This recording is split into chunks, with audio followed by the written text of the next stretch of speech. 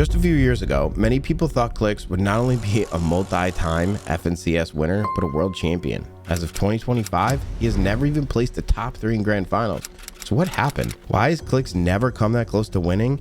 And will he ever win an FNCS? Well, today, I'll answer those questions to discover why Clix is incapable of ever winning an FNCS. Cody Conrad, better known as Clix, first got his big break in Fortnite when he qualified to the Fortnite World Cup Finals in 2019. Like many others who participated in this event, what got Clix started into professional Fortnite. He would continue to play at a pretty high level after that. Because of his insane playstyle, incredible personality, Clix became a fan favorite and quickly rose to become one of the most popular Fortnite players by the time Chapter 2 rolled around. The period of between the World Cup the end of 2019 would only be a small glimpse into what Clix was capable of accomplishing. He was streaming to thousands, his YouTube videos were doing amazing, and he was one of the best players in the game. By the time 2020 rolled around, it became clear how good Clix was currently and how good he could become. Despite the expectations, he wasn't exactly performing too great in grand finals. He was constantly switching teammates and was struggling to place in the beginning of Chapter 2. You'll notice that the theme of this video will stay the same. Clix has never had an issue with his brand and content,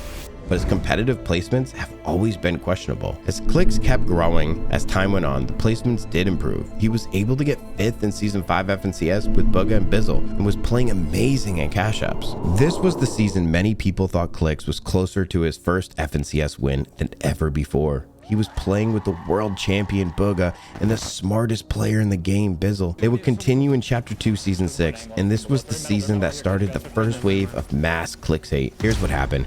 Clix and his trio did not play good enough to get into grand finals in the qualifiers and had to play heat. They played some of the worst Fortnite of their entire careers and almost got dead last, which means they missed out on grand finals too. To this day, it's the only grand finals Bugha has ever missed. To make matters even worse for Clix, he would get dead last in the grand finals the next season, which led to people calling him washed or even horrible. Despite that, his content was still booming. To close out Chapter 2, Clix bounced around and played Season 8 Grand Finals, doing bad yet again.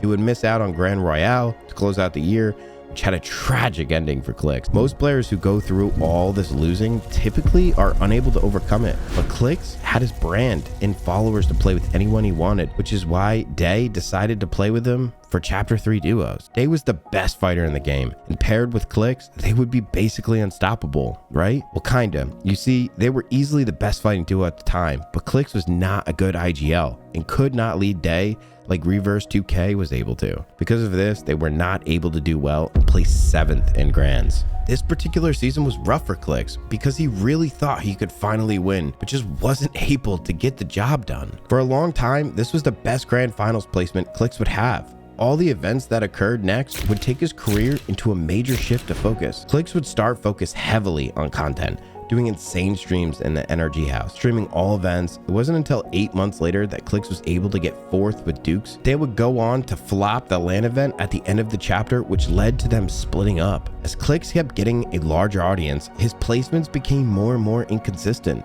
and it was starting to become clear that he may never win an FNCS for now a few reasons. Number 1, the game is not his top priority anymore. Number 2, not many top tier players were interested in playing with him because of the attention that it came with.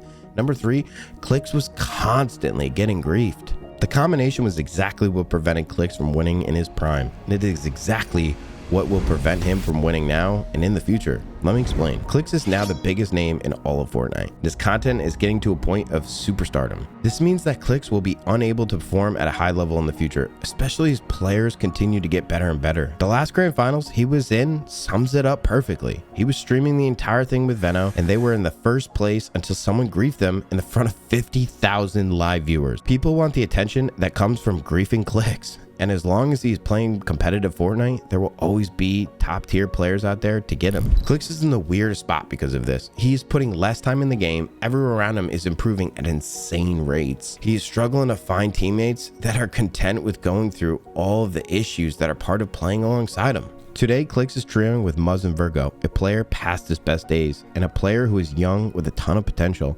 Virgo has minimal grand finals experience and is a work in progress, while Muzz has seen better days and has not won an FNCS in over 3 years. The problem is, it will only continue to get worse, and Clix increases his content presence, his performance will be on the decline.